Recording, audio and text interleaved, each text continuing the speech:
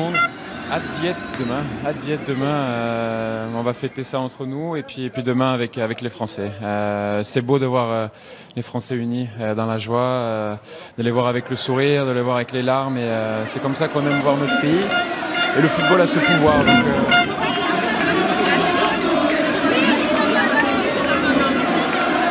on a réussi à faire les choses bien et voilà, on a beaucoup de mérite et on peut être fier de ce qu'on a fait. Alexandre Benalla, ce collaborateur d'Emmanuel Macron, filmé le 1er mai en train de frapper un manifestant à terre, place de la Contrescarpe à Paris. Bonjour à tous, voici les titres de l'actualité de ce samedi 17 novembre. À la une ce soir, 2300 rassemblements des Gilets jaunes en France. Plus de 280 000 personnes mobilisées. Ils se sont tous exprimés sur la réforme des retraites, avec parfois des contradictions qui provoquent aujourd'hui une certaine... Ils étaient main dans la main contre la promesse du quinquennat d'Emmanuel Macron, la réforme des retraites. Cheminot 49, alinéa 3 de la Constitution de 1958, d'engager la responsabilité du gouvernement sur le projet de loi instituant un système universel de retraite. Croyez-moi, cet effort que je vous demande, je sais qu'il est inédit, mais les circonstances nous y obligent. Nous sommes en guerre sanitaire, certes. Nous ne luttons ni contre une armée, quel monde ni contre après la crise planétaire du Covid-19? Il faudra bien penser au monde d'après. Pour, dites-vous, imaginer le monde d'après. S'interroge, oui, sur le monde d'après et qui évoque deux possibilités. Il n'y aura pas de monde d'après parce que le monde est mort. Non pas en un sens catastrophiste, bien sûr, ou millénariste. Il y aura demain toujours des humains, des ancêtres et des montagnes, ça ne fait aucun doute. Mais le concept de monde, mundus en latin, ou cosmos en grec, ça réfère à l'idée d'une harmonie partagée.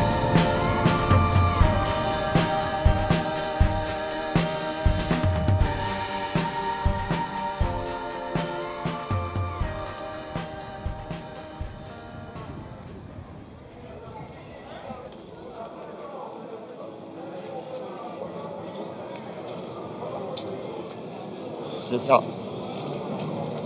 C'est ça qui est devenu ma vie. Depuis 93, c'est comme ça. On est en 2000, mais des poussières, on calcule même plus. Des fois, je me réveille, je ne sais même plus quel jour qu'on est. Tellement que je ne suis plus, là. Je suis dans moi, dans mes livres. Je ne fais plus partie de cette vie. Je me suis réfugié là-dedans. Et c'est ça qui est le plus beau. Pendant que je suis là, je ne pense à rien. Les gens viennent me donner une petite pièce. Merci. Il n'y a pas? Ah ben merci quand même.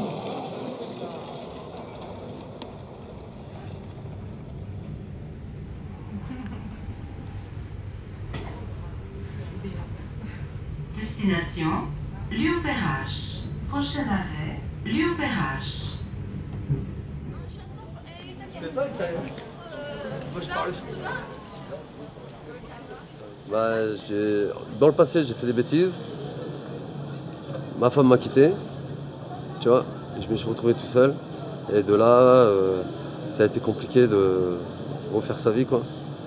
J'ai tout slairé ça, je suis à la rue, j'ai des aides par la CAF, je suis à la rue.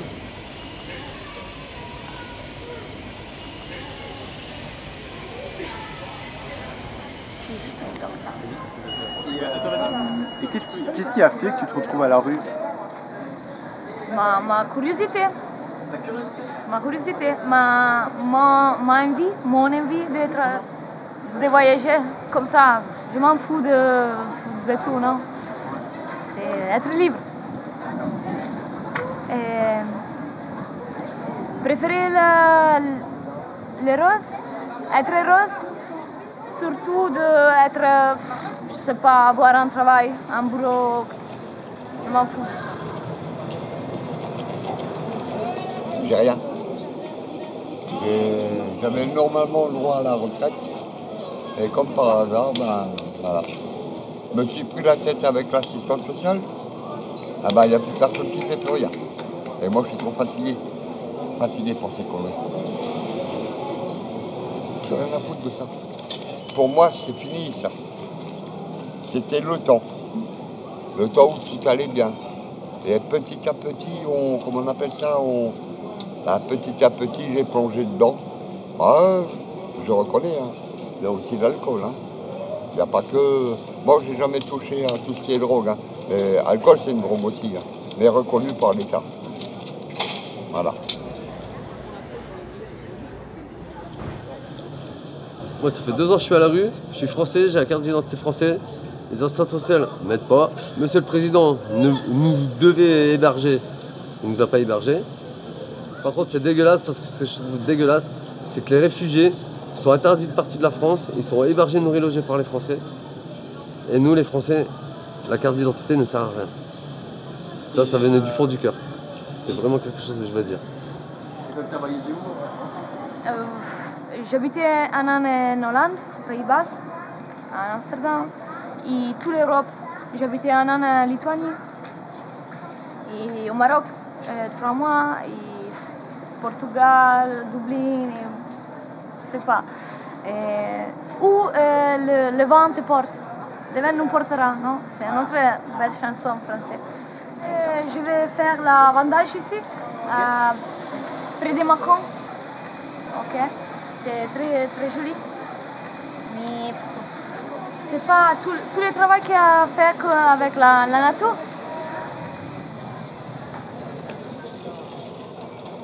Bien sûr, il y a eu des trous. Il y a eu des trous dans ma vie. Hein. J'ai travaillé au black comme tout le monde. Hein. Tout ça, ça me manque dans ma retraite. J'étais à l'armée, oui. Mais bon, bref, oui, pas déclaré. Parce que à la Légion, on n'est pas déclaré français. Hein. À la Légion, c'est le Canada. Je suis né à Trois-Rivières, je ne sais même pas où c'est, mais enfin, c'est dans le Canada. Moi, on prendrait l'avion, on me dit, t'es au Canada, même si c'est ailleurs, je le croirais. Qu'est-ce qui te fait chier? Moi. Déjà, moi. Parce que je suis plus capable de me laver, je suis plus capable, façon de parler, hein. C'est-à-dire que j'ai pas de douche, je vais pas sauter dans le canal. Il caille dans le canal. Je peux pas.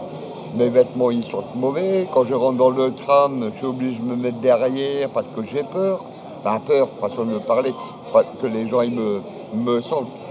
Hein, voilà ce que j'aime pas. Moi je sais pas moi. Merde, je suis alsacien normalement. Je comprends pas pourquoi qu'on m'aide pas. Alors que j'ai travaillé dans ma vie. Puis j'en ai marre de pleurer. On me demande.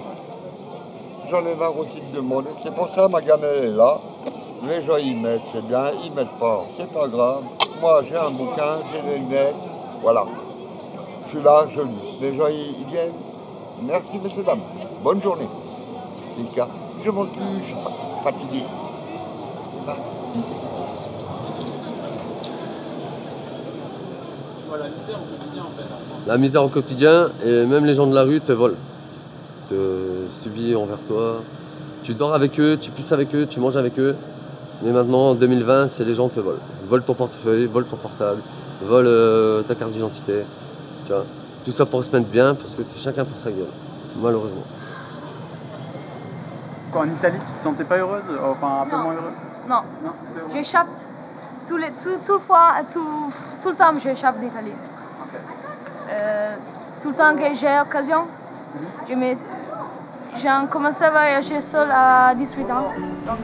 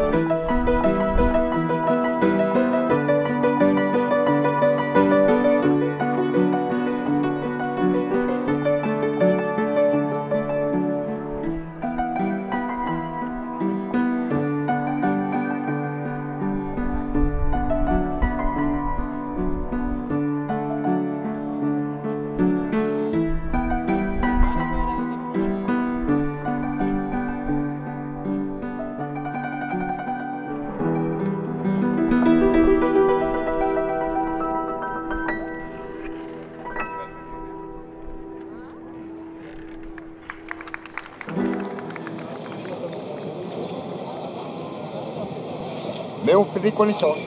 Il y a des gens qui viennent, qui s'arrêtent, on parle ensemble. Génial.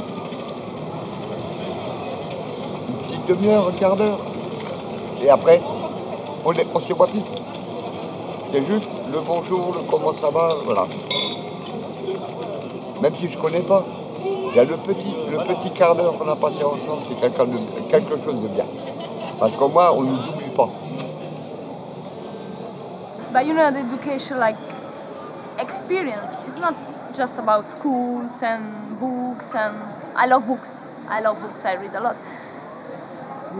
But it's about experience. Some people talk to me and they are saying like things like they don't even know, you know, just because they take it for granted.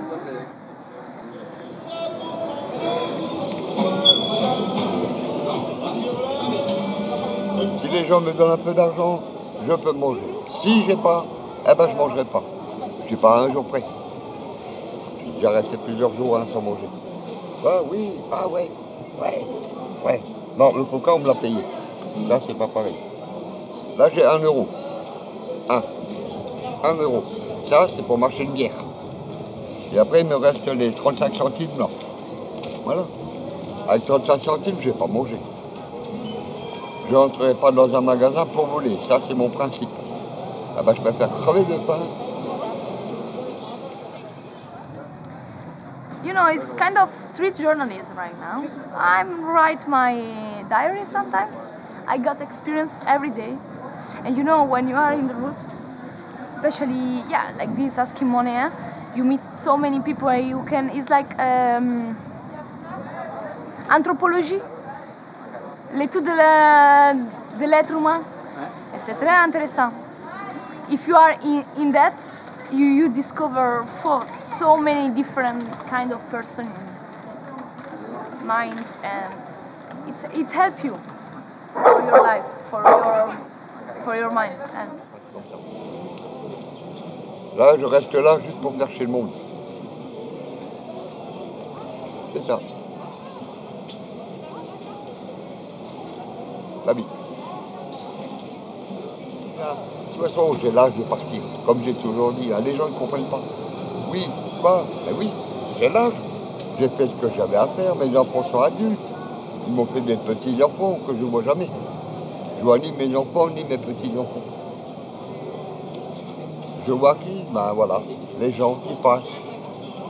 Il n'y a que ça. Ça, c'est ma télé. Ça fait comme... Les gens, ils sont comme moi. Les gens ne font que passer. Eh ben, ma vie, elle fait pareil. Elle ne fait que passer. Une fois qu'elle est passée, ben, je trépasserai. Et je serai dans le trou. Et dans le trou, qui c'est qui me mangera? Ben, c'est les asticots. Ben, les asticots, il faut bien qu'ils mangent. Les asticots donneront des mouches. Et la vie, elle continue. C'est comme ça, la vie. La vie, c'est un cercle.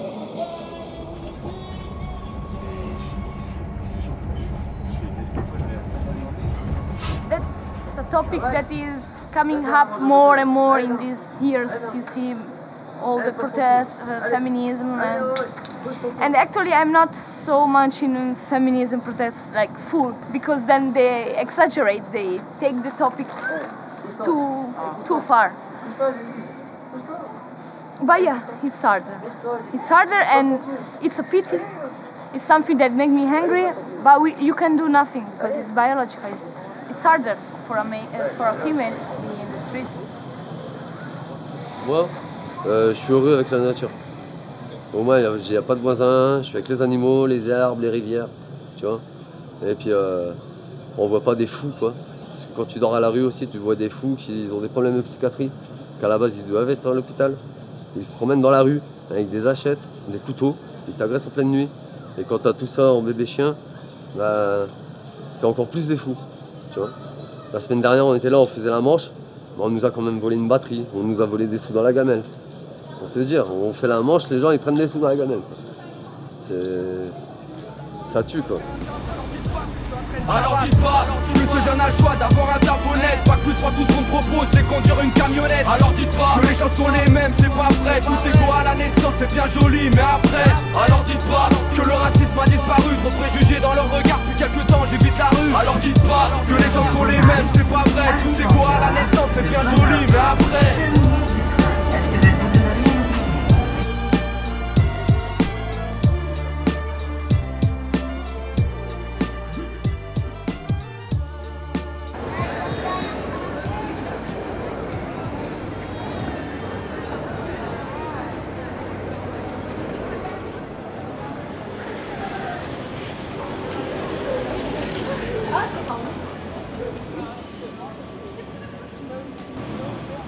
Même les Africains qui viennent pas dans le même pays. Du coup, si vous avez souhaité de faire le même job, et vous partagez, bon, il y a des salutations, il y a des demandes, est-ce qu'il y a beaucoup, ça sonne bien, bon, c'est des slogans comme ça. Bon, vous arrivez à tisser les liens d'amitié, même si celui qui a commencé hier, quand vous voyez, il a son sac avec son vélo, tu lui dis bonjour, ça va, s'il ne file pas trop, tu te demandes, est-ce que ça sonne aujourd'hui? Oui, il me dit ça sonne aujourd'hui. Voilà, si ça ne sonne pas, il dit c'est calme. Je suis en France depuis 4 ans maintenant. Comme vous voyez là, j'ai traversé la Méditerranée comme les autres que vous voyez à la télé. Et puis tout début, j'étais là, je connaissais personne. Après, je suis resté à la rue. Et à un moment, quoi, tu vois, et par la rencontre des associations, puis j'arrive à faire mes situations administratives. Le Haut Commissariat aux réfugiés vient de publier un rapport édifiant. En 2018, 1600 personnes sont mortes noyées en tentant de rejoindre l'Europe, soit une personne sur 18. En 2017, c'était une personne sur 42. Pourtant, le nombre d'arrivées en Europe a chuté de 41%. Il y a donc moins de traversées, mais elles sont plus périlleuses.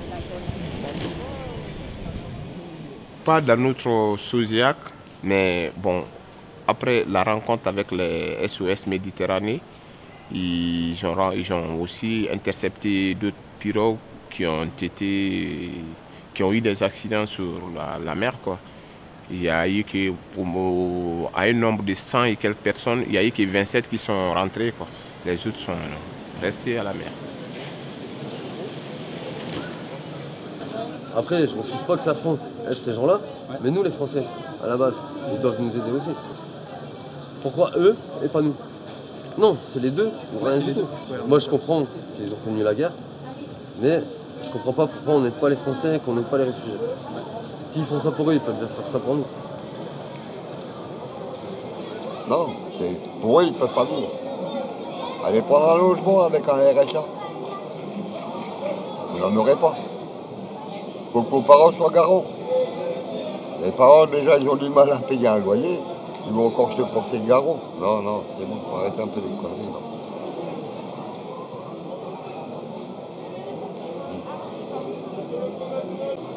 De faire des démarches, de faire ci. On me demande sur un papier, on me redemande le jour d'après, 15 jours après, hop, on me donne un autre papier. Alors qu'ils ont déjà eu le papier. Mais il faut refaire. Après, on arrive, on est dégoûté, on fait stop. C'est ce que j'ai fait stop. La diversité, c'est ça, c'est connaître personne. Prendre personne là, qu'est-ce que tu dis, qu'est-ce que tu penses, qu'est-ce que tu me peux donner comme teaching, you know? Ok, ouais. Comme enseignement. Enseignement. It's like this. If you have this in your mind, everything is positive. Everything happening to you is positive. There's nothing negative. A bad experience is something that teach you something. So nothing is really negative. It can be the worst situation ever, but still it teaches you something. So you take everything like this, a new learning.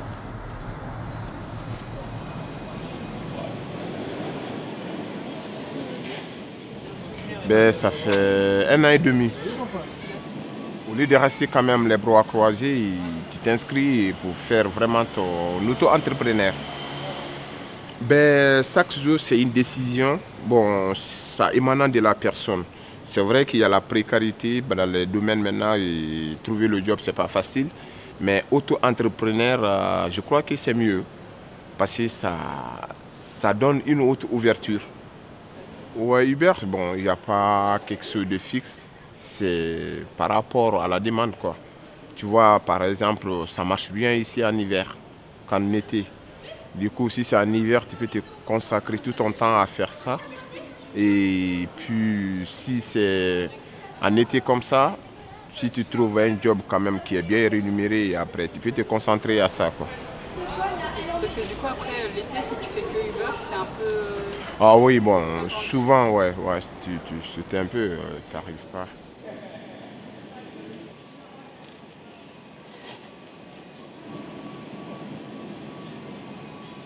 La semaine, bon, j'ai pas eu des heures fixes à calculer, mais j'ai mon créneau à moi.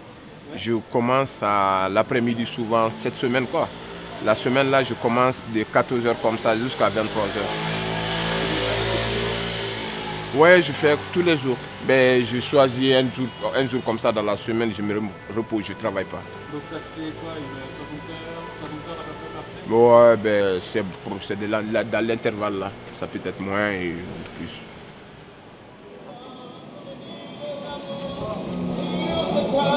Et voilà.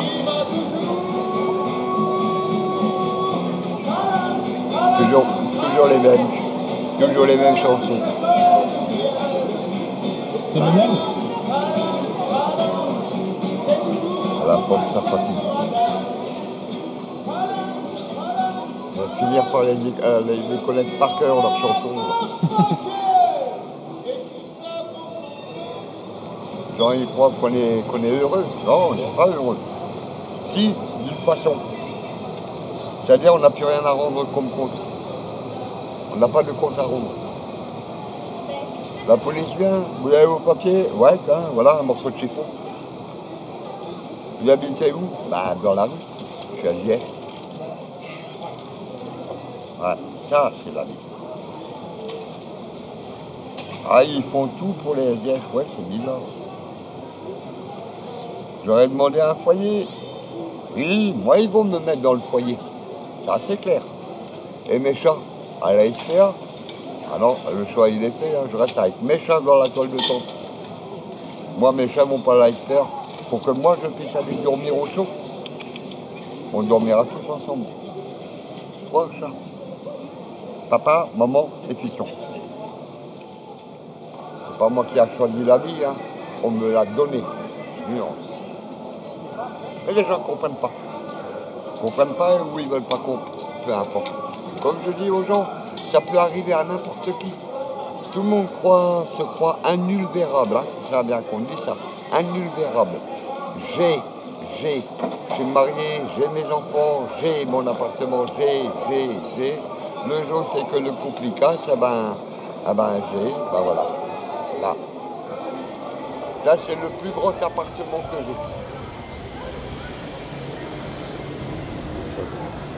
j'ai. Je regrette de ne pas être parti jeune du Nord. Du Nord parce qu'il m'a fallu du temps avant de partir. Je suis parti à 25 ans. Mais bon, les bêtises sont faites. Quand t'es petit, t'as pas de sous, bah tu fais des bêtises.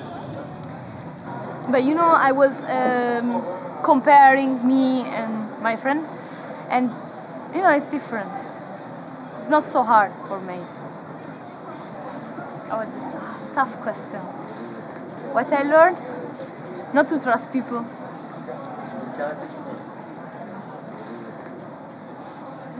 No, not even. I don't know. Trust people because I trust people. Everyone. It's really hard to be a female. You know, when you are solo traveler female and you want to sleep on the street alone, you are afraid every time. Why I have to be afraid? Why I have to carry a knife on my pocket every time? Fuck off! Imagine qu'on te mette sur une ligne de départ dont la signification est « fais ta vie ». Seulement, on ne te dit pas que ton voisin fera tout ce qu'il peut pour te faire tomber. Tiens, prenons un exemple. Aujourd'hui, je t'ai tendu la main, je suis un type sympa. Mais demain, je ferai tout pour que tu dégages. C'est plus des DRH, c'est des militants pour le FN. Je pourrais fuir mais je tourne en rond comme le phare de la tour Eiffel. Leurs projecteurs, on kiffe trop l'ombre, des projets forts, on kick nos sons. Si la galère était un sport, j'aurais ma place au JO de Londres. Ben, c'est des problèmes du pays, quoi, des problèmes ethniques. C'était pas facile parce que bon, je suis demandeur et j'étais demandeur d'asile. Du coup, il faut quelque chose qui te pousse à quitter le pays, quoi, tu vois. Tu ne peux pas quitter comme ça parce que tu souhaites quitter. Il y a des gens comme ça, mais je crois que c'est 5%.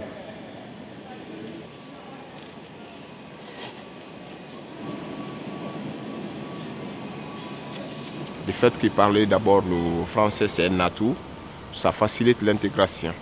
Du coup, il faut que je m'approche de la France. Je suis en train de suivre mes formations et je souhaite bien faire le commerce comme profession.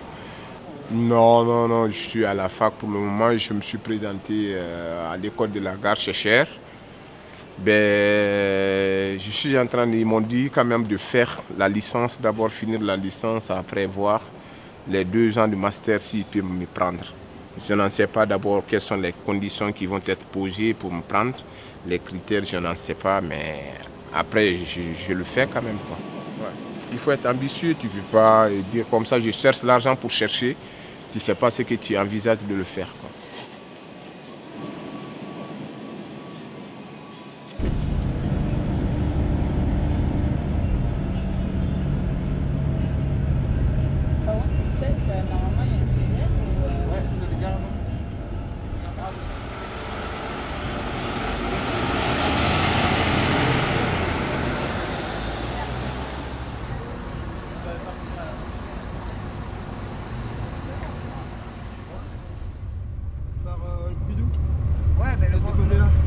Mais le Pompidou c'est à 2 km après. Et vu que c'est sur la route, c'est plus simple de se faire poser sur Carrefour.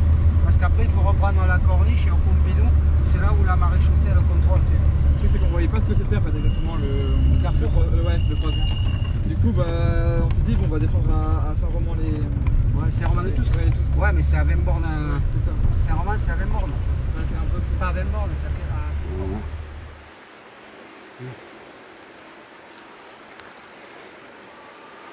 Du coup, mon exploitation, c'est pas de la monoculture. Je suis en agriculture biologique et c'est de la pluriactivité. Du coup, il y a quelques poules, quelques moutons. Je fais de la châtaigne, je fais du petit fruit, un tout petit peu de maraîchage, mais ça, c'est vraiment une toute petite partie. Et après, j'ai une partie de pépinière où je produis des arbres fruitiers. Parce que moi, ça, j'ai appris tout seul. Je me suis mis à la châtaigne, je me suis mis à ça en autodidacte. Du coup, après, c'est l'expérience qui, comment dire, c'est le temps et le recul qui permet d'analyser les choses, les erreurs qu'on fait pas. S'il y avait eu un ancien qui m'avait appris, j'aurais gagné vachement de temps. Parce qu'on t'aurait dit, ah là tu fais comme ça, parce que comme ça ça marche pas, et ainsi de suite. Là, il se posait moins de problèmes. Il se créait moins de problèmes après. Ils travaillaient plus dur physiquement, mais ils se créaient moins de problèmes parce qu'ils n'avaient pas de problème. Ici, l'argent est arrivé le gros de l'argent est arrivé après la Seconde Guerre mondiale. Parce que les gens ils vivaient en autarcie. Ils étaient pleins et c'était un sein familial, quoi, après. Et du coup, ils vivaient quasiment en autarcie, quoi. Du coup, ils n'avaient pas besoin d'argent parce qu'ils ne se créaient pas de superflu. Ils avaient un lien social. Mais ils faisaient une journée de marche à pied pour aller aider les autres. Et ainsi de suite. Il y avait une solidarité qui était forte. C'était obligé pour pouvoir fonctionner. Et il y a des producteurs qui vont te dire, ah ben ça, au tout début, je ramassais les châtaignes et je les rentrais dans ma cave. Et il y a un paysan qui passe avec ses chèvres, qui est d'ici, il me dit, tu t'embêtes pour rien, tu devrais plutôt les laisser dehors.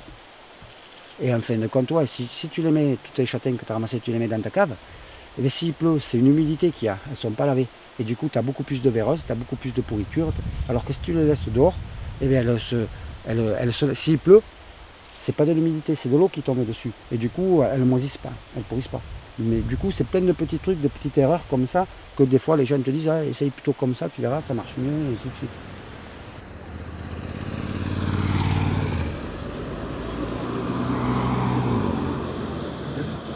Moi, si j'ai des chiens, c'est pour faire berger.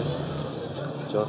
Et parce que je préfère être dans la montagne, sans voisin, faire berger, que d'avoir des voisins. On tape à ta porte parce que tu as mis la musique trop forte. Au moins, bah là, tu peux faire du tam-tam. Il n'y a personne qui va te casser les couilles. Qu'est-ce qui m'empêche, c'est que là, ma femelle est enceinte et elle fait n'importe quoi, les grosses bêtes, elle veut les bouffer. C'est malheureusement comme ça. Et là, j'essaie de dresser la femelle. Le fils, c'est le père. C'est fait, c'est dressé.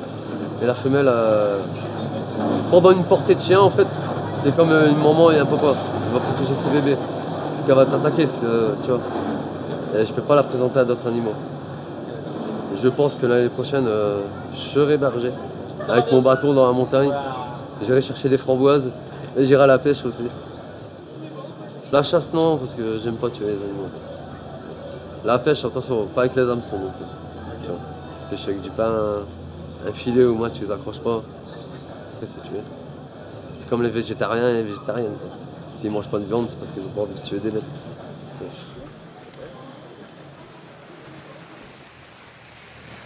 Après, quand je suis sur des marchés à Montpellier, par exemple, pour la châtaigne, ça fait rêver un peu. Ça fait rêver les gens parce qu'on habite dans un endroit qui est sans pollution, qui est sauvage, on n'a pas de voisins à proximité, c'est quand même très peu peuplé. Mais par contre, les gens ils n'imaginent pas le travail que ça représente. Parce que c'est du travail, c'est tous les jours. Il y a très peu de moments de repos. C'est pas du régulier. Après, quand c'est le moment des châtaignes, ça sera 10 heures par jour et tous les jours, minimum, quoi. Après, le week-end, quand je suis sur des marchés, c'est plus 15 heures. À la limite, les 35 heures, je les fais le week-end. Voilà. Moi, mon revenu, il est très faible. Ça doit être entre, je sais pas moi, 300 et 400 euros par mois maximum. Parce que ça, il y a des frais de fonctionnement qui sont lourds. Voilà. Après, là, il faut des assurances, il faut, quand on va sur les marchés, il faut avoir des véhicules, il faut payer les inscriptions des marchés, il faut après avoir des responsabilités civiles pour la vente de produits. Après, là, les bâtiments, il faut que ça soit assuré. Il y a quand même un frais de fonctionnement lourd.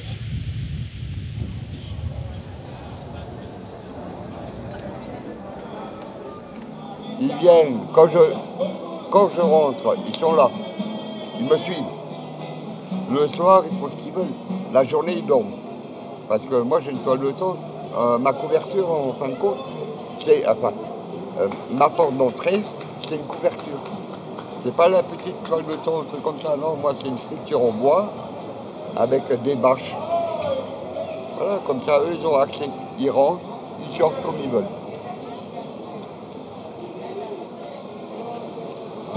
C'est ça le plus important. Mes chats doivent manger. C'est les seuls qui sont avec moi, qui sont fidèles. Je rentre, ils m'attendent.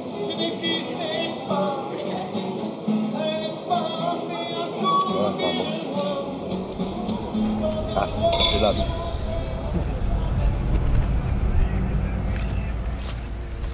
C'est un arbre que j'ai taillé il y a 3 ans. Parce qu'il était vraiment en mauvaise posture. Il a poussé pendant 1 an et demi, du moins 2 ans, il a poussé. Et puis après, le chancre l'a de nouveau attaqué. Là, il y a la moitié. On voit la partie haute. Ça, c'est un arbre, je ne sais pas s'il va continuer tout aussi bien. L'année prochaine, il est crevé. Mais quand on voit un arbre comme ça, là, qui a 300 ans, ça fait mal au cœur, quoi. Moi, ce que j'aimerais, c'est que tout mon travail que je fasse ne reparte pas à néant comme ce qu'ont fait les anciens. Parce que ça fait 50 ans là qu'il n'y a pas eu d'exploitation. Du coup, je repars à zéro, quoi. Du moins, je repars, il y a toujours les vieux arbres bien faits. Mais tout le travail de nettoyage, d'entretien, il y a à refaire. Mais après, vu le réchauffement climatique qu'il y a, les châtaigniers ils périclitent d'une année sur l'autre. Ça amène à des maladies, ça affaiblit les arbres. Et les arbres n'arrivent plus à réagir, à se défendre des maladies. Du coup, après, on ne peut pas dire ce qu'il en sera d'ici 20 ans. Ah ouais, moi c'est ma vie, sinon j'arrêterai, je ferai autre chose. Après, c'est parce que ça me plaît, parce que travailler 10 heures par jour pour 300 ou 400 euros par mois, il n'y a personne qui le fait. Mais du coup, c'est un côté où là, moi je suis indépendant. Je fais, si je veux faire, c'est moi qui vais choisir ce que je vais faire. En ce moment, il y a beaucoup de jeunes qui veulent s'installer, qui veulent faire un peu ça. Mais après, il faut y consacrer sa vie. Après. Et pas regarder le côté argent qu'on gagne. Il faut que ça soit plus une passion qu'un travail qu'on veut avoir pour avoir un revenu, avoir des week-ends, avoir ça, tout ça. Ou alors après, il y a beaucoup, ici, là, maintenant, il y a beaucoup de collectifs qui se montent. Où là, par contre, ils sont plusieurs au sein d'une structure agricole. Et du coup, comme ça, ça dégage du temps. Il y a beaucoup ce côté collectif après.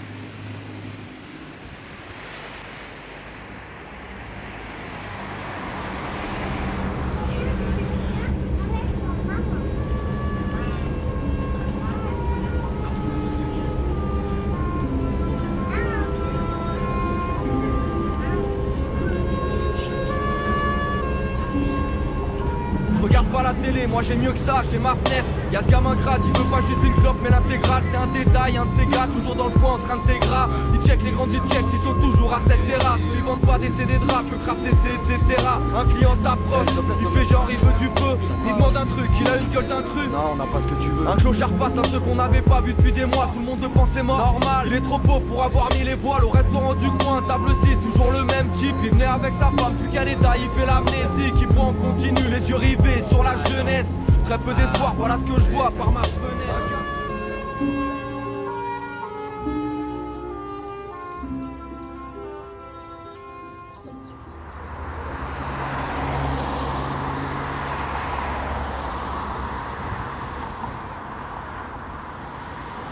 J'ai travaillé 4 ans chez Valeo, qui était Renault à l'époque. C'est toujours Renault d'ailleurs. J'ai travaillé à la chaîne, en poste individuel aussi. On nous poussait donc, c'est pour ça que ça me fait penser à maintenant à cette surconsommation, parce que j'avais pris conscience déjà à l'époque qu'on était dans le surplus en tout et pour tout en fait. On nous demandait toujours de faire plus. Pour avoir de la prime, il n'y avait pas de la carotte, il y avait la carotte au bout, déjà. C'était les années 70-74. On prend le grain d'argent, on le pose dans un petit trou, donc le chapeau dans le creux et la petite queue qui sort. Et avec la pince à épiler, on la pose. Et après, pour la sécurité, il y a 2 boutons pour la sécurité et ça aplatit. Il y a la sertisseuse, voilà. Mais il fallait en faire 400 facile par heure. Hein. Impressionnant. Vous ne voulez pas vous abriter du soleil? Ça vous en avez pour un moment. Je ne suis pas le plus en difficulté parce que je viens d'une famille où voilà, ils ont pu m'accompagner dans mes études, ce qui a fait que j'ai pu faire des études. Du coup, voilà, j'ai pas eu l'éducation la plus difficile. Mais le moment où j'ai dû chercher du travail et je devais faire le choix, soit j'achète, soit je loue un appart. Mais comment je paye l'appart si pour trouver du travail, il faut que j'ai une voiture. Alors j'ai dû faire le choix de acheter la voiture, mais de ne pas vivre dans l'appart. Du coup, j'étais obligé de vivre dans ma voiture. Alors, pendant 1 an, j'ai vécu dans ma voiture et j'ai cherché du travail. Et j'ai pas trouvé le travail que je voulais. Et c'est là que je me suis rendu compte que j'allais devoir pas réussir mes rêves. Ouais. Et donc, j'ai travaillé pour une trentaine d'années. Une trentaine d'années auprès des gens qui ont été condamnés par le tribunal de Castres. Et ça m'a fait découvrir de gros problèmes de société. Et pourtant, on était en 70, donc 75 que je suis arrivé à Castres, 71 je crois. Et c'était un très bon observatoire sur l'évolution de notre société. Et là, moi j'ai senti très vite que ça se détériorait. Alors à 4h moins 10, 15h40, 50, il y avait une première corne. Et là, les handicapés, les femmes enceintes pouvaient partir. Non, tout le monde se préparait. Et oui, là, les femmes enceintes et les handicapés partaient pour ne pas être bousculés. Parce qu'après, nous étions au montage des centaines de personnes. À l'heure fixe, à 16h, tout le monde, c'était une foule, quoi. Tout le monde se bousculait. Alors je me souviens au début quand je suis rentrée, on ne réalise pas ce qui se passe, on voit tout le monde courir, on ne sait pas ce qui se passe. Et en fait, après on réalise que quand on arrive au bus, eh bien, on a les dernières places debout. Et donc après, eh bien, on rentre dans le système. Voilà, on rentre dans ce système de vie à fond. Ce qu'il y avait de bien, c'est que on travaillait deux et on partait les week-ends. On avait les week-ends de l'Ascension. 4 jours, on partait à la mer. Quand il y avait le pont, on disait il y a le viaduc. Quand il y avait 3 jours. C'était super. Maintenant, à part le français moyen, il n'y a pas grand monde qui puisse faire ça, quoi.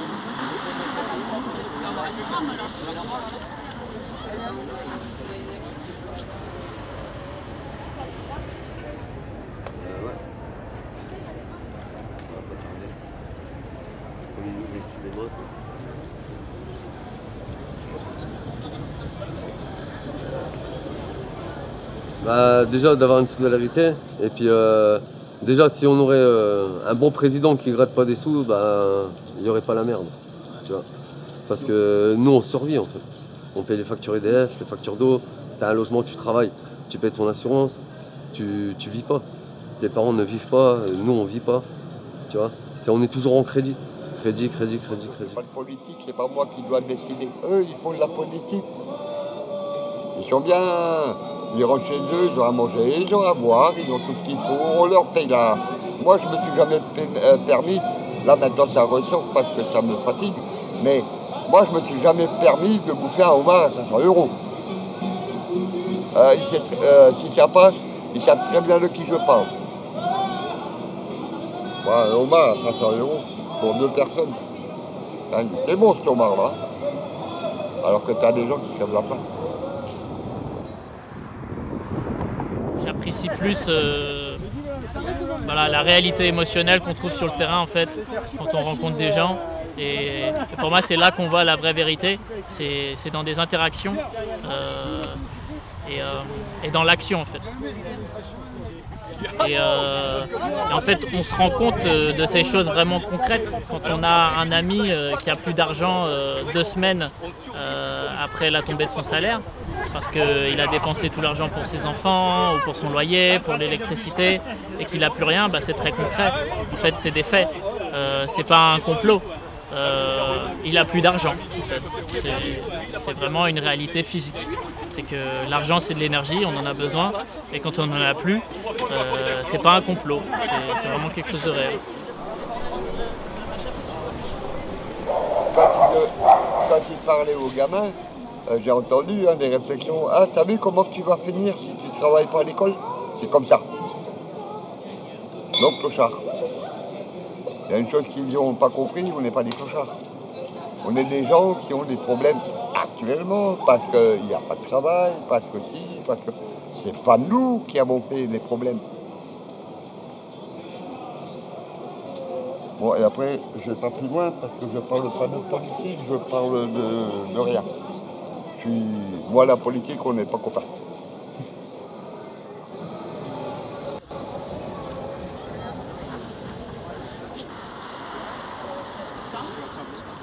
Oui, j'y suis arrivée en dépression.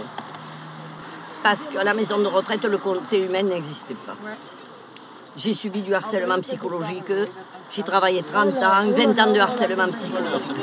C'est le maire qui est président systématiquement des maisons de retraite publiques. Et c'est affreux. Parce qu'il voulait caser un emploi, je ne le savais pas. Il a été élu maire au mois de mai. Et au mois de novembre, on a des fiches de notation à remplir. Et eux, après, eh ben lui, il n'est même pas venu voir le travail que j'effectuais, rien. Il a commencé à me démolir en disant qu'il fallait que je m'améliore avec mes collègues. Il ne me connaissait même pas. Et avec les résidents. Et moi, j'ai monté des dossiers. Enfin bref, c'est trop long à raconter. Mais c'est très, très dur à digérer. La preuve qu'il y a des émotions un peu qui sortent.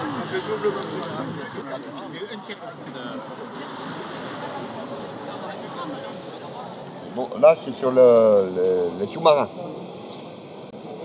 C'est un bouquin de guerre, c'est-à-dire, j'ai même sur le Tché, Même sur le Tché, j'ai un livre sur le Tché. J'aime tout ce qui est. J'aime, c'est normal. Je suis habillé comment? Même jusqu'aux chaussettes. Je suis habillé comme ça. Jusqu'à ça.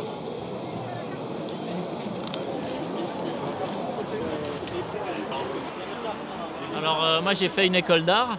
J'ai beaucoup cherché de travail dans le milieu du cinéma. J'ai fait plein d'entretiens d'embauche. Je suis allé chercher du travail à Londres. Alors j'en ai pas trouvé. J'ai commencé à travailler dans les bars, restaurants.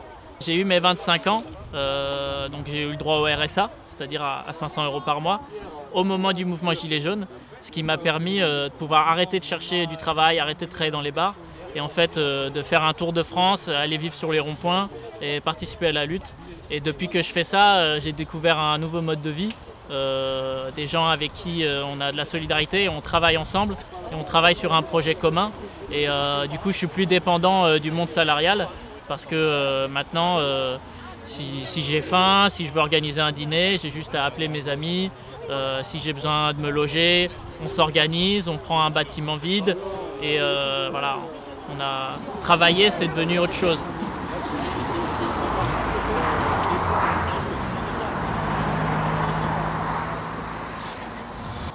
Le premier rond-point que j'ai fait, eh bien, j'ai vu tout mon quartier. Et pourtant, mon quartier, il n'est pas encore en grosse difficulté, mais c'est tout plein de jeunes retraités et qui commençaient à avoir des revenus qui diminuaient. Et donc, le lendemain, il n'y avait déjà plus personne.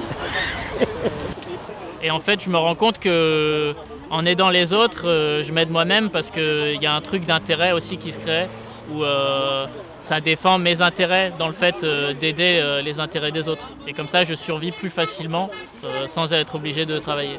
Alors après, moi, ma spécialisation dans le mouvement GJ, c'est aussi la communication sur Internet, la création de vidéos. Du coup, voilà, il y a des gens qui vont écrire des appels, il y a des gens qui vont faire d'autres choses. Moi, je peux monter des petites vidéos, faire des mèmes sur Facebook, voilà. Et ça permet de mieux diffuser les informations.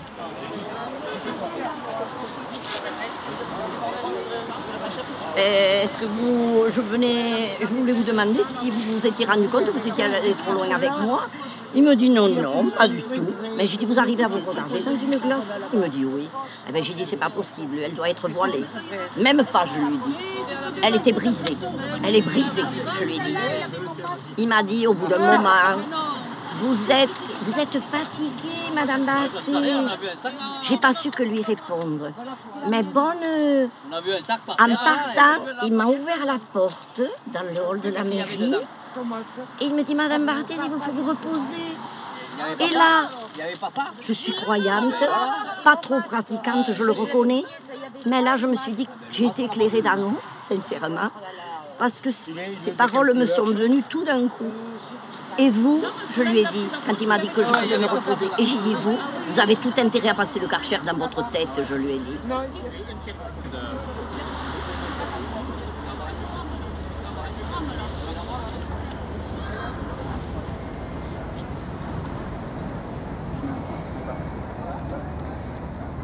But you vote for one person, and that person choose other person to take the decision for your life.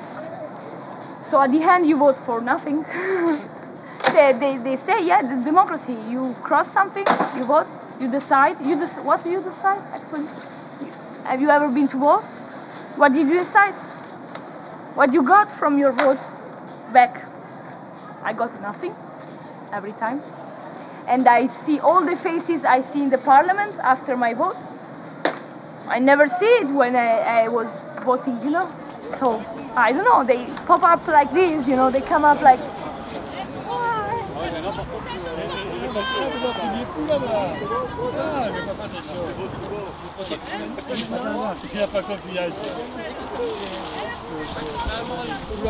Oui, et en fait ça se fait. On peut dire que ça se fait déjà.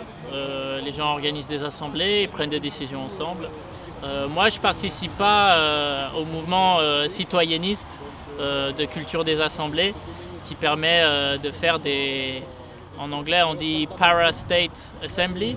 Donc c'est le concept de remplacer l'assemblée du gouvernement par juste une assemblée citoyenne. C'est pas tellement l'idéologie que je défends.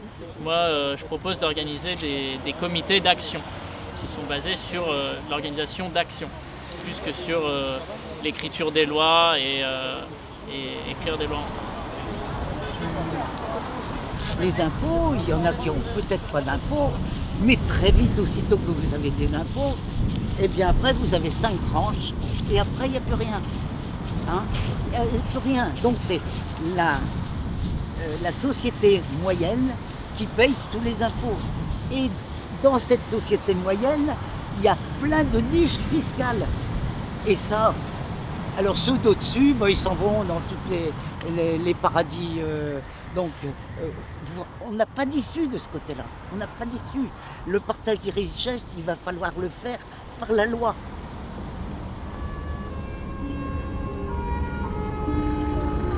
Cloué dans un appartement de 2 pièces n'ayant rien d'autre à faire que de regarder par la fenêtre ce qui se passe chez les voisins. Il est 15h, je suis réveillé par le bruit de la vaisselle. Le réveil est sec, je me frotte les yeux, putain j'ai v'là les cernes. La chambre a pas de serrure, mais c'est une cellule comme ma freine. Je regarde pas la télé, moi j'ai mieux que ça, j'ai ma fenêtre.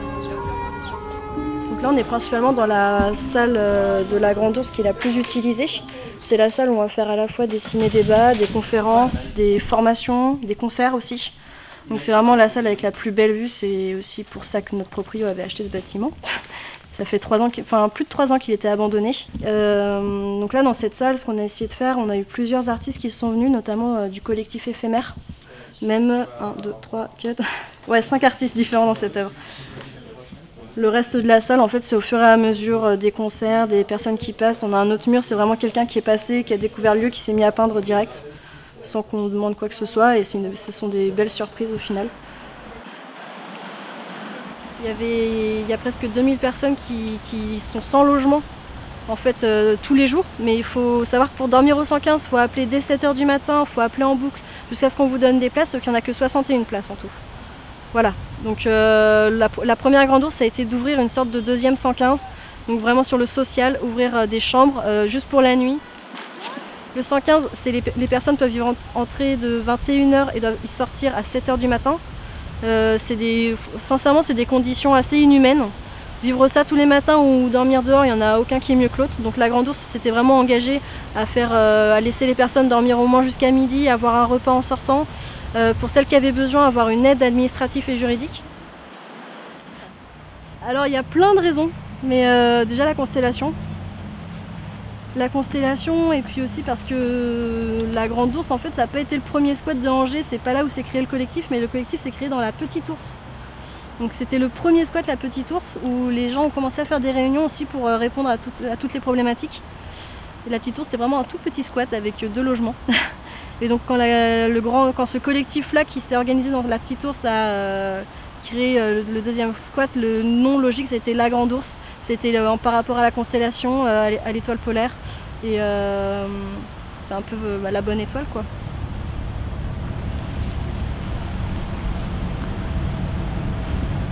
C'est magnifique.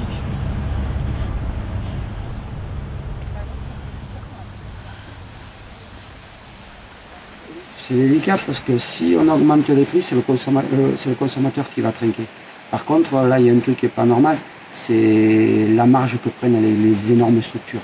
Et en fin de compte, dans le côté agricole, ce qui va bloquer le plus, on le voit chez les producteurs de lait. C'est qu'il y a des grosses structures qui sont les multinationales, rachètent toutes les petites laiteries pour ne pas avoir de concurrence, quitte à les faire fermer après. Et du coup, les gens, après, ils ont les mains liées, ils sont obligés, la personne qui produit du lait est obligée de vendre à ces structures-là, et c'est ces structures-là, après, qui imposent le prix. Et après, quand on retrouve du fromage qui a été transformé dans des magasins à X prix du kilo, on se dit, il y a quand même l'intermédiaire profite bien de tout ça, quoi. Et par contre, les petites épiceries, les petites structures, pour pouvoir arriver à tourner, il faut qu'elles dégagent du bénéfice. Alors qu'eux, les grosses structures vont pouvoir baisser la marge qu'ils prennent sur le petit producteur. Parce que c'est pas ça c'est un plus a déjà tout leur système de vente qu'ils ont.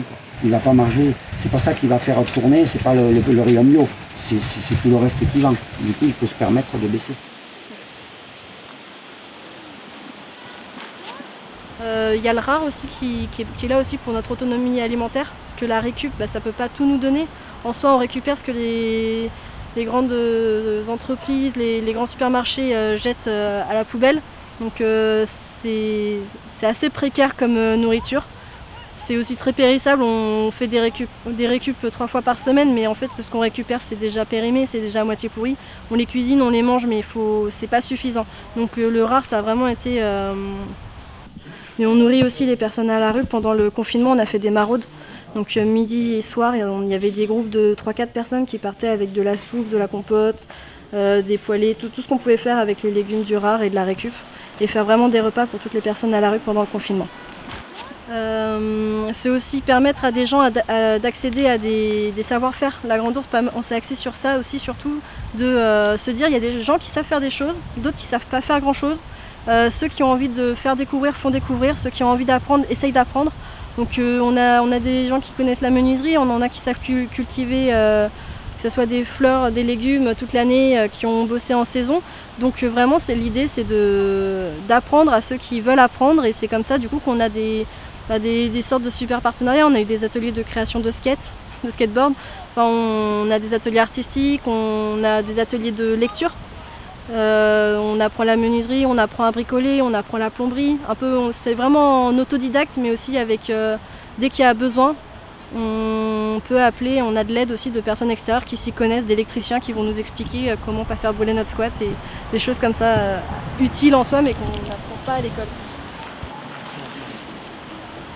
Un nouveau jour se lève, rien n'a changé depuis hier, mais on continue toujours les mêmes mots sur nos lèvres. Arrêter les guerres, sauver la terre, solutionnons le plastique dans nos mers. Putain qu'est-ce qu'il fait chaud ici, en plus y'a le feu à la forêt. Un nouveau jour se lève, prends la pyramide par le sommet, même si le changement commence dans les chaumières. J'endors pas, j'ai pas sommeil, y'a un croque-mitaine sous le sommier. Ma chaîne sous le matelas, 9 mm sous l'oreiller. À l'affût comme un Mossa et marin comme un guépard. Moins d'écart mais plus de quart qu'un marin. Je fais la tortue depuis le départ, très peu en surface, en sous-marin. En vrai on est tout, à la surface et dans les fonds marins. Beaucoup rigolent encore pour ton RL marrant. Beaucoup font rien ou tout l'inverse, merci pour rien. Au moins là-dessus on est d'accord, un nouveau jour se lève. Rien n'a changé depuis hier, mais on continue toujours les mêmes mots sur nos lèvres. Arrêter les guerres, sauver la terre, solutionnons le plastique dans nos mers. Putain qu'est-ce qu'il fait chaud ici, en plus y'a le feu à la forêt. J'avais envie d'être heureuse quand le réveil sonnait le matin, et d'être heureuse d'aller travailler, parce qu'on passe quand même beaucoup de temps au travail dans sa vie. Et donc je ne pouvais pas concevoir de passer ma vie à attendre la fin de la journée ou le week-end et les vacances.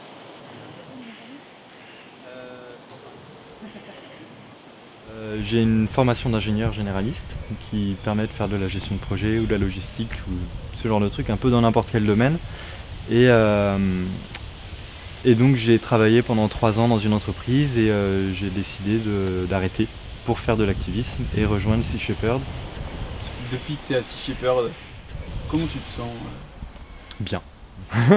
Non, je me sens super bien parce que déjà c'était un peu un accomplissement pour moi parce que c'est difficile de quitter un poste d'ingénieur où on est bien installé, on a un bon salaire, on a notre petite vie et puis on décide de tout lâcher pour faire de l'activisme. On n'a pas de rémunération, on n'a rien. Et à aucun moment j'ai reculé et du coup moi aujourd'hui j'en suis assez fier de cette décision.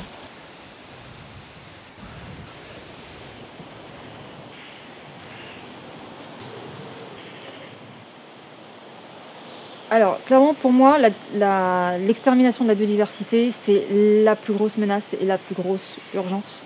Ce qui fait qu'on détruit la biodiversité en premier lieu c'est la destruction des habitats naturels. Ce nouveau rapport Planète Vivante, réalisé tous les 2 ans par le Fonds mondial pour la nature, qu'il faut découvrir non sans au préalable avoir avalé son antidépresseur favori, tellement les résultats sont catastrophiques. Les populations d'animaux sauvages ont en effet chuté de 68% en moyenne entre 1970 et 2016. En fait, je pense que peu de gens ont conscience du degré de dépendance qu'on a avec la vie marine. L'océan, en fait, c'est le premier organe de régulation du climat, avant les forêts. Et c'est lui qui nous fournit la majeure partie de l'oxygène qu'on respire. Donc quand on se parle, là, il y a plus d'une inspiration sur 2 qu'on doit à la vie marine. Parce que ce qui produit l'oxygène, c'est pas la masse d'eau salée, c'est l'écosystème, la vie marine. Et ça va du phytoplancton aux baleines, en passant par les requins, les thons, voilà, les sardines, les dauphins, etc. Et donc c'est tout cet écosystème extrêmement bien huilé et en même temps extrêmement fragile qui permet la vie sur Terre. Aujourd'hui, très clairement, la première menace qui pèse sur l'océan, avant le changement climatique et même avant la pollution, c'est la pêche. Donc c'est la consommation de poissons. C'est le poisson qui est dans nos assiettes. Et notamment des poissons qui nous sont très familiers, qu'on consomme, qu'on commande au restaurant, qu'on achète, sans même se poser la question. Donc je parle de sardines, de merlus, de cabillaud, de thon, évidemment. Ça, c'est la première menace. On est en train de littéralement vider l'océan, parce qu'on a un appétit en poissons qui a doublé sur les 50 dernières années. Et en même temps, on est de plus en plus nombreux. Et on a des méthodes de pêche qui ne sont pas du tout sélectives, donc qui non seulement exterminent les populations de poissons, mais qui exterminent les prédateurs marins. Donc aujourd'hui, c'est plus les harpons explosifs, c'est plus les baleiniers qui menacent la survie des baleines. C'est les bateaux de pêche qui vont chercher les poissons qu'on a dans nos assiettes. Et donc quand on nous demande qu'est-ce que je peux faire moi pour aider l'océan, en fait c'est hyper simple. C'est pose-toi la question de savoir est-ce que le poisson qui est dans ton assiette est essentiel pour toi, oui ou non. Parce qu'il est essentiel pour les dauphins, il est essentiel pour l'océan. Donc la meilleure chose que tu puisses faire pour l'océan, c'est de le laisser dans la mer. En fait, il faut qu'il devienne végétarien. Déjà, je lui dirais pas il faut que tu deviennes végétarien, parce que c'est le meilleur moyen pour qu'il se braque et qu'il ne devienne jamais végétarien. Il y a suffisamment de poissons dans l'océan pour répondre aux besoins des gens qui en ont vraiment besoin. La question fondamentale à se poser, c'est est-ce que j'en ai vraiment besoin ?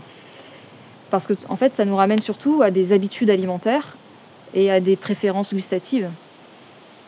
C'est pas une question de besoin nutritionnel. On a des alternatives beaucoup plus durables et beaucoup moins coûteuses environnementalement parlant. Donc voilà, c'est mettre dans la balance le plaisir gustatif et l'habitude qu'on peut avoir avec ce que ça coûte réellement en impact environnemental et l'impact que ça a aussi sur les dauphins. Parce que c'est difficile de sensibiliser sur le sort des sardines. Les gens s'en fichent à peu près.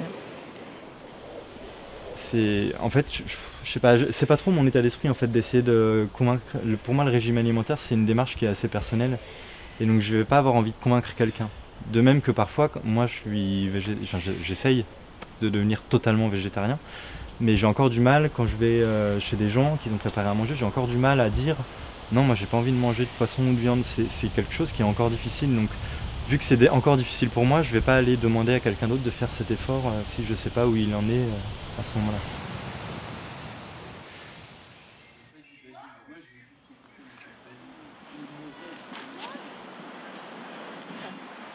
Il faut pouvoir vivre avec ça. On a eu des gens qui sont clairement venus essayer de casser les vitres, qui nous arrachent les banderoles. Ça peut jouer psychologiquement au niveau du militantisme. Après, c'est pas ça qui va nous abattre. Au niveau interne, c'est la vie en collectif, en collectivité. On est tous dans la galère, on a tous besoin d'un toit, mais clairement, on n'est pas tous faits pour vivre en collectif. On n'est pas tous faits pour vivre à 50. Celui qui va piquer toutes les pizzas de la récup et qui va la cacher sous son lit, ça c'est con comme problème, mais c'est un problème de vie en soi. Et donc on essaye que toute personne puisse s'exprimer comme elle le peut. On fait des réunions, je pense aussi problématiques, en même temps un atout. On ne parle pas tous français, on parle arabe, on parle allemand, on parle espagnol, italien, anglais. Donc ça nous arrive d'avoir des réunions qui durent 3 heures parce qu'il y a le temps de traduction aussi. On parle macédonien, albanais. C'est aussi cette diversité qui est importante, qui fait une force aussi, une ouverture d'esprit sur le monde, mais qui peut être lourde, compliquée au quotidien pour agir.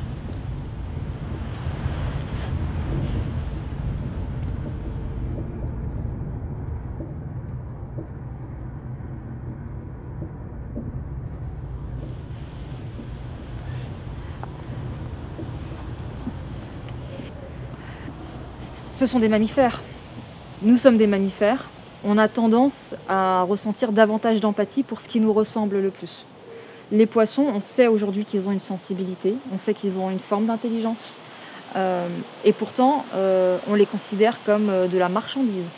On fixe les quotas de pêche en tonnes. On n'en est pas à parler de tonnes de chats ou de tonnes de girafes. Par contre, les poissons, ce sont des tonnes. Donc vraiment, on a complètement désincarné. Ce ne sont même pas des individus, ce sont même pas des êtres vivants.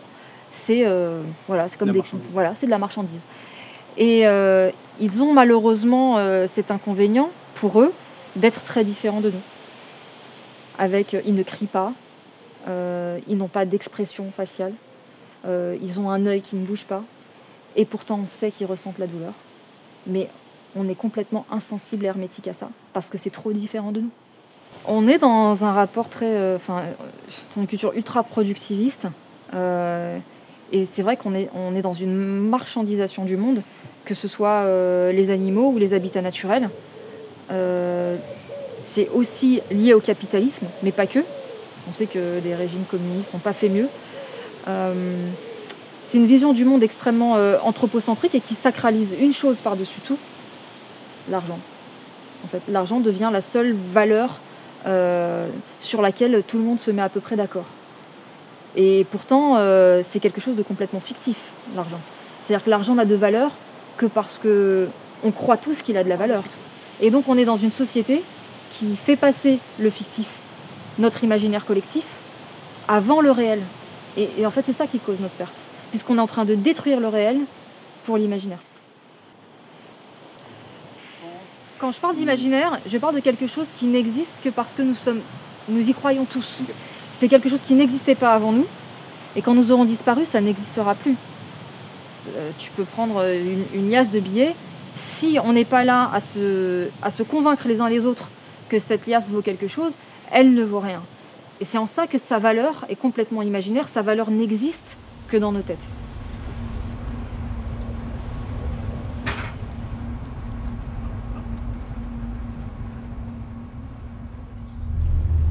Faudrait qu'il pleuve. Là, ça a l'air d'être un peu partout. Ouais, mais bon, après, c'est ça fait une semaine que ça fait ça.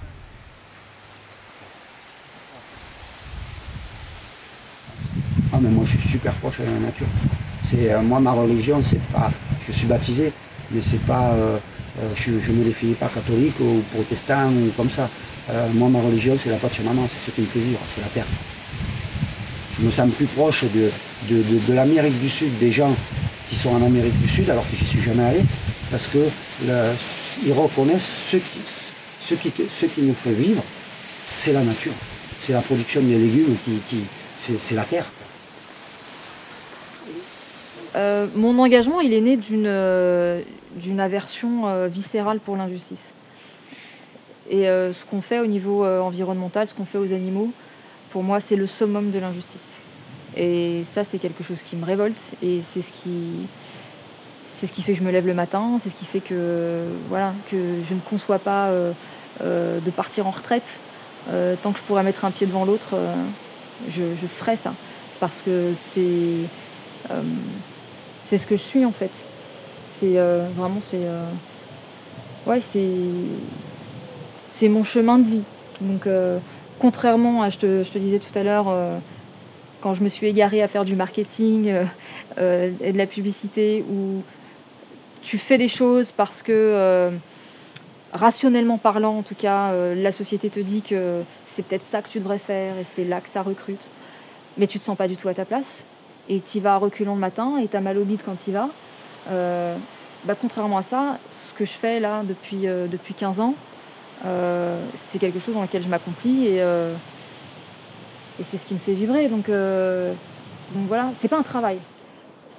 Tout le monde est légitime à s'engager. C'est même plus que légitime. À mon sens, c'est un devoir. Il y a une activiste américaine qui a dit l'activisme est le loyer que je paye pour le privilège d'habiter cette planète. Donc c'est pas que je suis légitime, c'est que c'est mon devoir. Je le ressens comme un devoir. C'est quelque chose que je dois à cette planète. On trouve toujours des gens qui savent mieux faire. En fait, il faut rester humble, mais il faut juste être conscient de ses limites pour pas s'engager dans quelque chose qui va nous bloquer d'un coup, qui va faire qu'on va pas s'épanouir. Parce que si on veut être activiste longtemps, je pense qu'il faut réussir à trouver un équilibre. Il faut pas se jeter partout. Parce que sinon, en 6 mois, on est rincé et on a juste envie d'arrêter. Donc, j'essaye en fait j'ai pas de compétences techniques particulières. Je suis pas mécano, je J'ai jamais fait de navigation, j'ai pas de permis hauturier qui permettent de naviguer en haute mer. J'ai pas toutes ces qualifications-là, donc j'essaye en fait de donner ce que j'ai, donc de l'énergie, de la motivation, et quelle que soit la chose qu'on me demande de faire, si je m'en sens capable, et si on pense que je suis capable de le faire, je vais la faire parce que pour moi, c'est le meilleur moyen d'aider. Quand j'ai fait mes premières campagnes sur les bateaux, j'ai vu des profils tellement différents. Voilà, ça va de l'ancien trader au vegan tatoué mécano. Enfin, c'est vraiment des musiciens, des avocats. Parce qu'après, il n'y a pas que ceux qui partent en campagne, il y a ceux qui s'impliquent aussi près de chez eux. Donc des enseignants, des écrivains. La palette de gens que j'ai pu rencontrer grâce à Sea Shepherd, je pense que vraiment, je vois pas comment j'aurais pu rencontrer des gens aussi différents en faisant autre chose.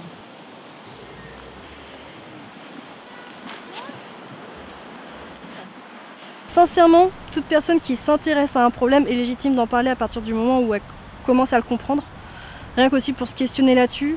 Je suis arrivée sur Angers il y a 4 ans maintenant, j'étais étudiante, j'ai été dans les syndicats étudiants parce que pour aider les étudiants déjà sur cette question de précarité, comment les aider à avoir des aides financières du Crous, des aides financières des établissements, des logements parce que c'est le même problème pour tout le monde et en fait inévitablement quand on s'intéresse au problème, on en vit aussi, moi j'ai vécu aussi la précarité étudiante. Je me suis posé pas mal de questions, comment se nourrir. Sur Angers, c'est compliqué de se nourrir en bio local sans débourser des sommes et des sommes. Et donc toutes les questions en soi, on est forcément légitime à partir du moment où on se rend compte qu'il y a des problèmes, qu'on a envie de les changer et qu'on fait en sorte d'améliorer les choses, quoi.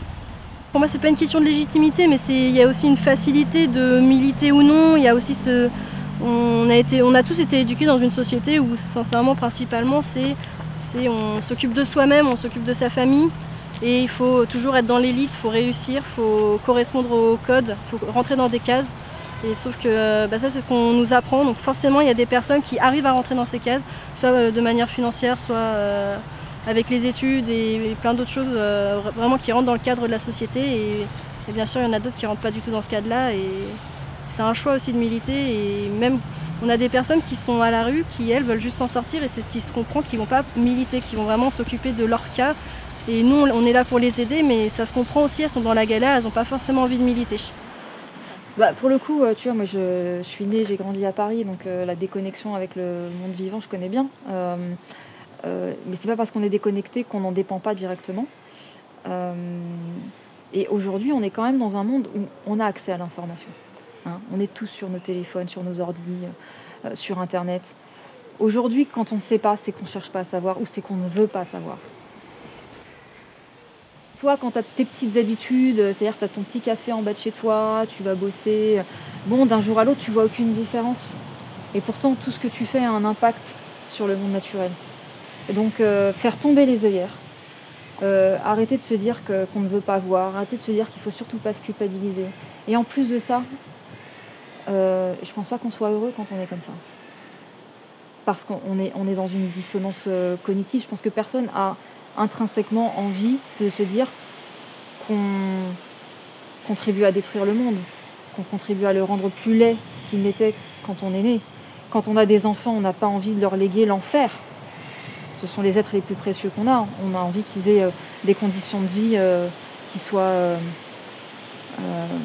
vivables, tout simplement. Là, on en est là. Donc, regarder les choses en face, prendre ses responsabilités, c'est du devoir de tout le monde, qu'on soit en ville ou à la campagne ou en bord de mer. J'ai un certain rapport avec la nature aussi, c'est que toujours d'y avoir été dedans. Quand j'étais gamin, je faisais plein de cueillettes sauvages pour avoir 4 sous, ce que la nature te donne. Il faut vivre avec la nature elle nous donne beaucoup de choses, plus qu'on le pense. Le matin quand je me réveille, c'est les cuits-cuits. C'est eux qui me réveillent. C'est beau, on se réveille, hein, on se prend déjà par la tête. C'est waouh, c'est cuit-cuit. Ah, j'ai un hibou aussi. C'est ça la beauté. Ça c'est pour asservir encore plus les gens. On le voit déjà avec les smartphones et avec Internet. tous les jeunes, s'ils n'ont pas un smartphone, s'ils ne peuvent pas connecter, ça ne va pas. Et du coup, pour moi, c'est une perte on va dire, c'est l'accès à la culture à tout le monde, l'accès à tout le monde, mais ça rend les gens dépendants. Et ça, du moment où on essaye de rendre les gens dépendants, c'est quelque chose qui n'est pas bon, quoi, après. Parce qu'après, on les asservit, on les maintient. Et après, on ne sait pas ce que ça fait au niveau de la nature, au niveau des ondes que ça émet. Là, on voit avec les abeilles, les productions de miel sont de plus en plus petites. Alors qu'ici, on est dans des régions où il n'y a pas de traitement, il n'y a pas de chimie.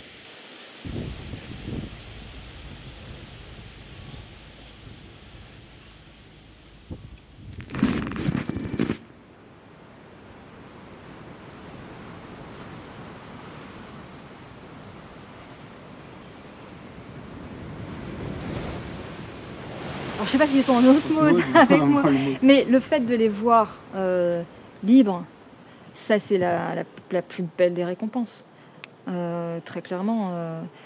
Et ça booste aussi, parce qu'on se dit qu'ils sont encore là, qu'il n'est pas encore trop tard. Et c'est une charge émotionnelle très forte. Même sans être engagé comme je le suis, quand on voit les témoignages de gens qui ont la chance de croiser la route de baleine, en général, ils n'en sortent pas indemnes. C'est des espèces tellement charismatiques qu'elles enchantent le monde. Et donc, c'est en ça aussi que si on n'arrive pas à les sauver, elles, c'est foutu. Si on n'arrive pas à sauver les baleines et les dauphins, on ne sauvera rien d'autre dans l'océan. Ben, la première fois que je l'ai vu, c'était pendant la campagne, justement, qui est une campagne qui est assez difficile. Moi, je faisais partie de l'équipe à terre, et donc on patrouille sur les plages pour essayer pour voir justement ces dauphins qui s'échouent.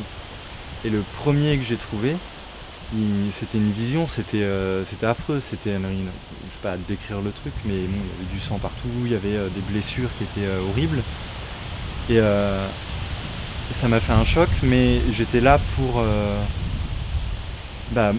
je savais que j'allais voir ça, donc je m'y étais un peu préparé. Mais ça m'a... Sur le coup, donc j'ai pas trop réagi parce que j'étais un peu dans l'action. Mais après, quand je suis rentré, j'ai eu un coup de... Je me suis assis dehors et je me suis dit, c'est quand même... on peut pas laisser faire ça, en fait. En fait, ce qui est horrible, c'est de voir un animal qui a rien demandé à personne mourir dans des conditions comme ça, s'échouer sur nos côtes, et presque, en fait, tout le monde s'en fiche, on a l'impression. Et c'est ça, c'est un peu... on a un peu l'impression d'être seul sur le fond, un peu. C'était un pur hasard, j'étais sur un bateau, le but c'était pas du tout d'aller voir des baleines, et il se trouve qu'il y en a une qui a surgi devant le bateau avec son baleineau, et c'était... En fait, je me souviens même pas exactement ce que j'ai ressenti, juste qu'il n'y avait plus rien d'autre qui existait. Je regardais la baleine, alors je l'ai pas vue en entière, elle a pas jailli hors de l'eau comme on voit dans les films, voilà. Mais juste le fait de voir, d'imaginer la masse que ça représentait, de voir son dos et de la voir nager, et de la voir paisible, ça m'a fait du bien, en fait.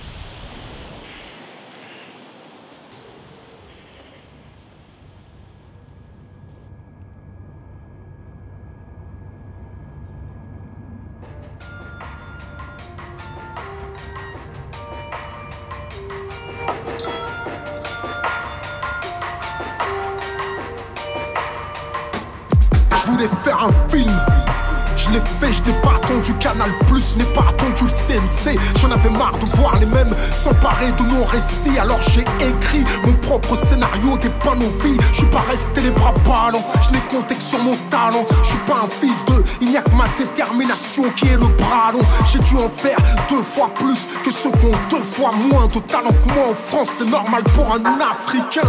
Tu me demandes à qui est la faute. En ce qui me concerne, je suis pas venu au monde dans le but de bâtir les rêves d'un autre. autres. Je porte mes victoires et mes échecs. Je suis pas un esclave, je n'ai pas l'état français pour mettre. Pourtant l'état français continue de vous la mettre. Et tu t'en sors peut-être, c'est que des miettes. Pour mieux faire croire que si t'as échoué c'est que t'es bête. Parce que la pierre que le bâtisseur rejette finira dans la fenêtre. Un seul film de Kerry James 200 fait par des bobos de merde. Wow, tu t'en es sorti tout seul. Tu vois ce que je veux dire, tout seul. Pauvreté, combien sont sous le seuil. Depuis la bonne idée de l'état de s'enrichir sur les immigrés, je leur refourguais les quartiers où la classe moyenne se suicidait.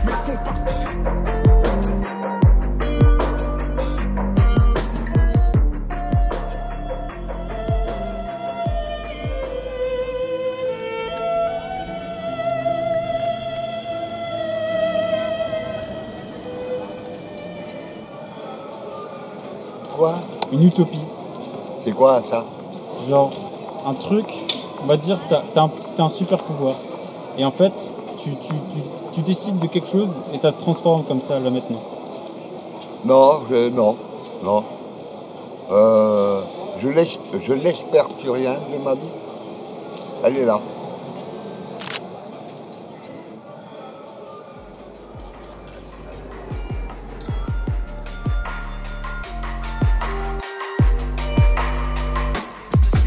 Mes comparses et quartiers, à ce que nos parents ont fui. Le bois, la baie, c'est le luxe pour quelqu'un qui vient d'Haïti. Quand j'observe ceux qui ont plus, je me rappelle de ceux qui ont moins. D'aussi loin que je me souvienne, je n'ai jamais vu maman se plaindre. Sais-tu d'où l'on vient? Ouais, je m'en suis sorti tout seul. T'as bien compris tout seul, hein? Pauvreté sous le seuil, les banlieues ne sont pas les seules. Campagne à l'abandon, la misère est aussi rurale. J'en connais des petits blancs pour qui la vie est brutale.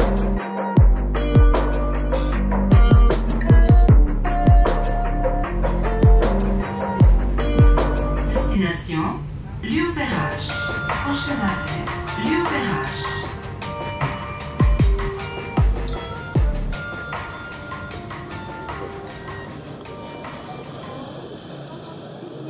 Un vaisseau spatial.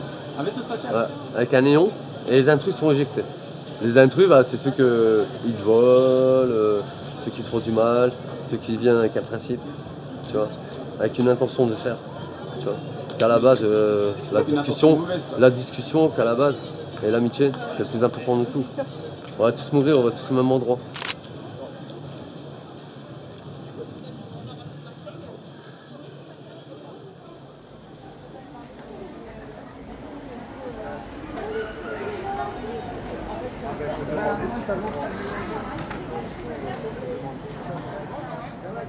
Yeah, borders. Why we still humans, all humans, we still have borders. We are so advanced societies and we still have borders. I mean, I like different cultures, it's good, language, tradition and stuff, but borders are destroyed. I see in Italy how since 2009, I guess, like all the migrants coming with boats and all the murders, all the people died there. For what? For crossing a border, for looking for a better life. And what? No, push back. Because we have racist, parliamentary stuff, you know. So if someone is escaping from a war, you know, and actually we Europeans create this disaster. They are coming to us asking, okay, we are just a family. I have little kids, you know, I'm looking for a better environment, you know. And what? No, push back. Borders are heartbreak. I don't know. Yeah. A war without borders is a good utopia, I guess.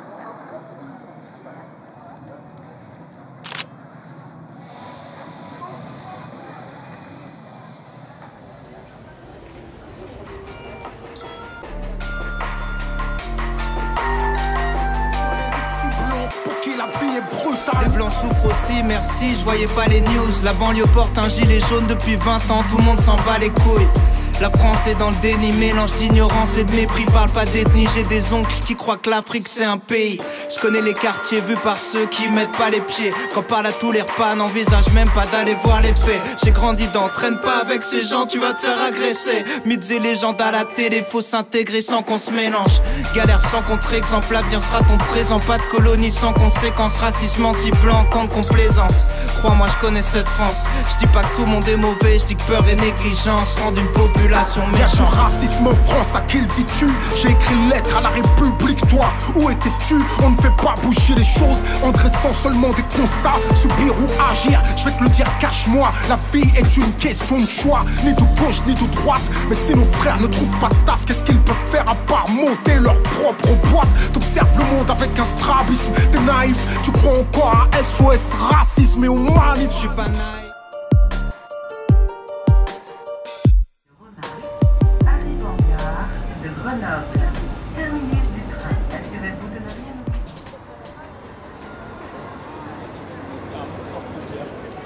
oublier. Ouais, ben, je crois que je partage la même idée que cette personne. Vraiment qu'il y a le monde sans frontières. Et puis vraiment qu'on s'aime, qu'il y a l'instauration de l'amour dans le monde entier. Bon, il y a des gens non seulement qui incitent à confronter les uns contre les autres, mais aussi il y a les pays qui se consacrent leur temps à vendre des armes pour se faire des sous, et puis tout ça là c'est des choses. Mais si un pays n'a pas des armes, il n'a rien, je crois, même s'il a la volonté de faire la guerre, mais il ne va pas détruire comme ça de la sorte.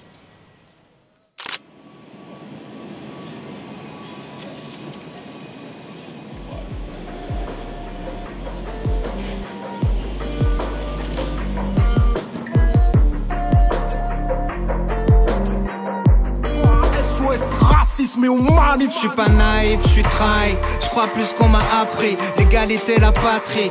Ah oui, est-ce que c'est toi qui choisis? Monte ta boîte qui s'enrichit sur ton crédit. Rentre dans le système ou périt. Oublie tes rêves dans un hall de mairie. Tant qu'ils parleront d'élite, ils disent que tu peux t'en sortir si tu le mérites. Mais tu mérites de t'en sortir, c'est qu'une technique.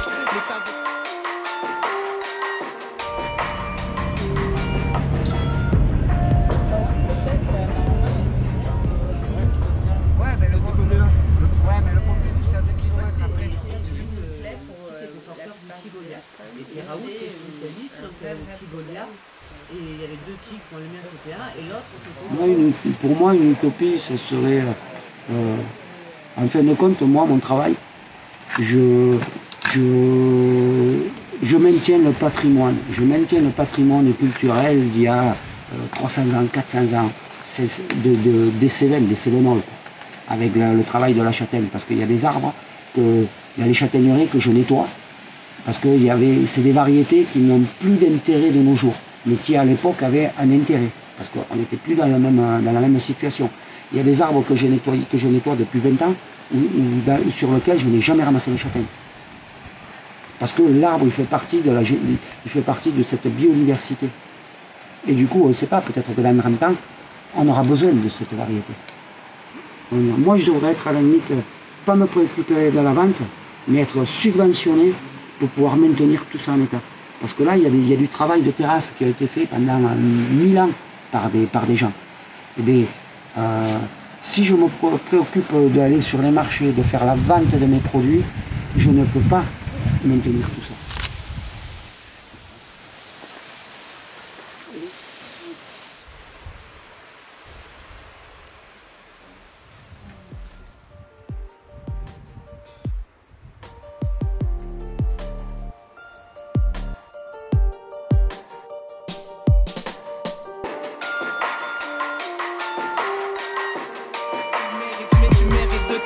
C'est qu'une technique, l'État veut t'endormir et jouer les marchands de sommeil. Un seul modèle de réussite, le leur basé sur l'oseille. S'ils aident les jeunes, c'est à devenir des vieux comme eux. Tu peux toucher le jackpot, tu battras pas le casino à son propre jeu.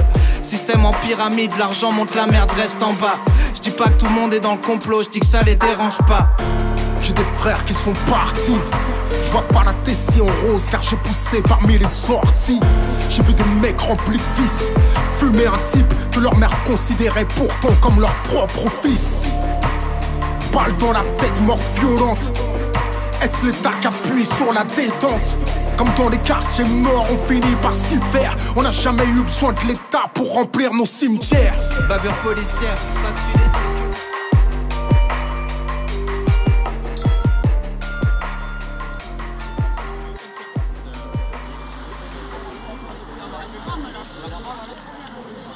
C'est-à-dire l'utopie, je ne sais pas trop. L'utopie, c'est un idéal que l'on ne peut pas atteindre. C'est quelque chose qu'en fait, on aimerait que ça se réalise, mais ça ne peut pas se réaliser. À la paix dans le monde, c'est ça? En utopie, la paix. La paix entre tous les humains et le même partage, quoi. Pas ces riches qui sont gavés et puis voir les autres mourir.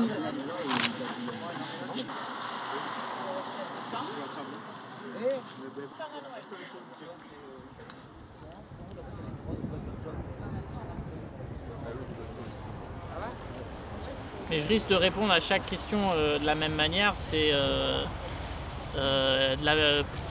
plus de solidarité et une meilleure organisation en réseau. Parce que vraiment c'est sur ça que j'insiste.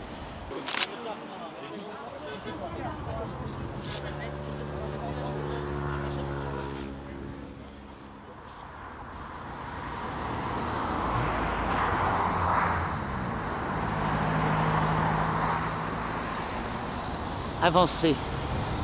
Avancer doucement dans un axe donné. Choisir l'axe de l'humanité. Moi, je suis de Castres.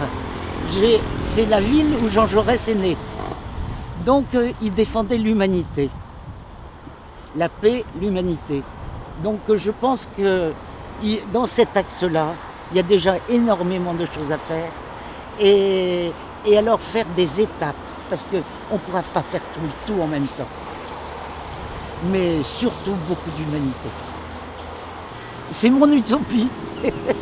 C'est de vivre mes idées. C'est tout.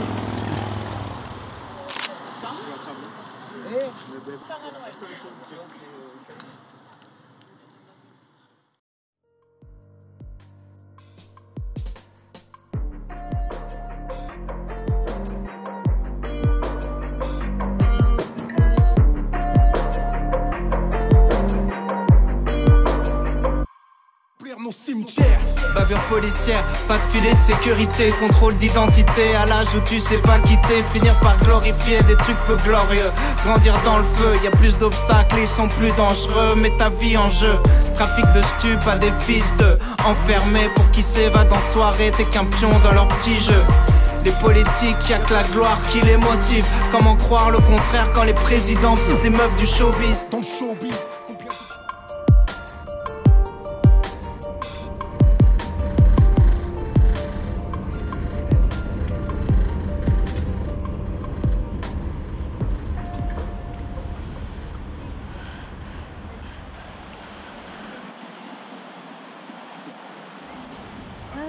J'avoue, c'est un peu égoïste, mais moi j'adore militer, donc si je pouvais plus militer et que le monde était parfait, je serais un peu triste. Maintenant, en soi, forcément, je veux un monde meilleur, comme dirait Vincenzo, mais qui est plus de... Je pense pas qu'on ait réussi à imaginer en tant qu'individu, en tant qu'être humain, il y a plein d'utopies qui existent et je pense pas qu'on ait réussi encore à ce jour à avoir vraiment une utopie qui réponde vraiment à toutes les problématiques et qui enlève toutes ces inégalités, qui enlève toute la pauvreté, qui enlève toute cette violence dans le monde. Et chaque jour en soi, personnellement, je me bats pour que ça soit au mieux. Que ça soit des petits problèmes, des gros problèmes, forcément, ça fait déprimer, ça soulève tout le temps cette question de comment on voudrait le monde. Des fois, on a l'impression que rien ne changera jamais, mais rien que là, la preuve est, c'est qu'on a galéré à ouvrir ce squat, mais là, il est ouvert et on a fait des belles choses, même si on n'a pas encore changé le monde.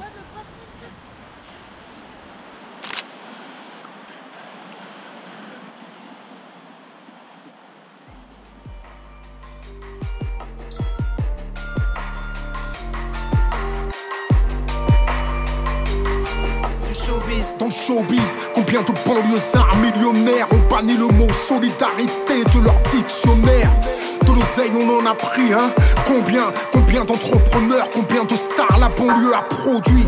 Mais le succès les rend amnésiques. La peur de perdre ce qu'ils croient posséder, paraplégiques. Combien osent monter au créneau, combien osent leur faire face.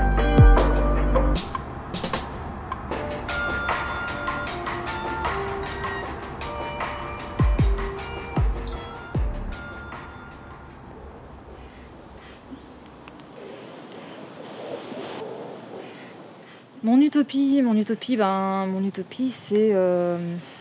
Donc on dit que l'utopie, c'est juste ce qu'on n'a pas encore essayé. Bah, c'est qu'on apprenne à vivre en harmonie avec le reste du vivant. Je pense qu'à partir de là découlent toutes les solutions à nos problèmes.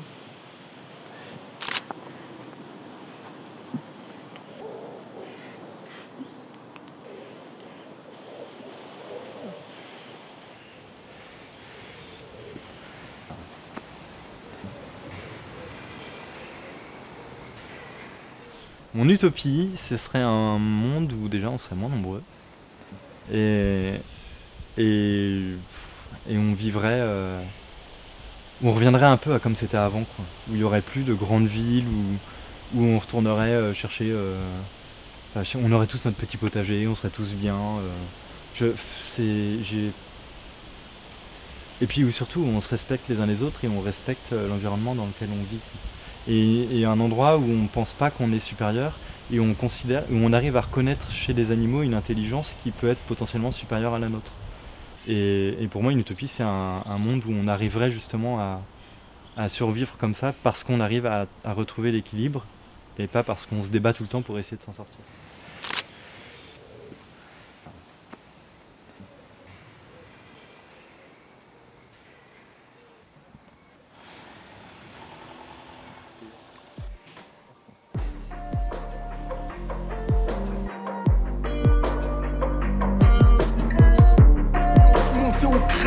Combien osent leur faire face quand ils nous salissent dans leurs journaux? À qui la faute? Je n'essaie pas de nier les problèmes, mais je ne compte pas sur l'État, moi, je compte sur nous-mêmes. À qui la faute? Cette question appartient au passé. Je n'ai qu'une interrogation, moi, qu'est-ce qu'on fait?